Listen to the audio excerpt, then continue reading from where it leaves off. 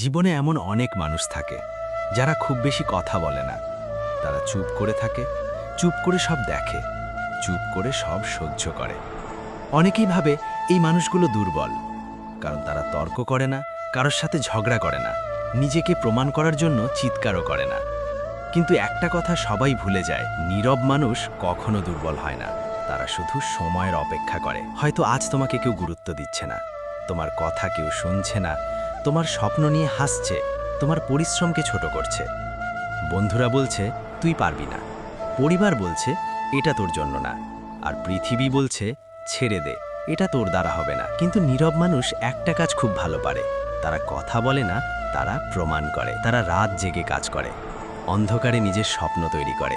কেউ দেখে না তাদের সংগ্রাম, কেউ বোঝে না তাদের কষ্ট, কিন্তু তারা থামে না, কারণ তারা জানে একদিন ঠিকই সময় বদলাবে। আজ যারা অবহেলা করছে, একদিন তারাই হাততালি দেবে।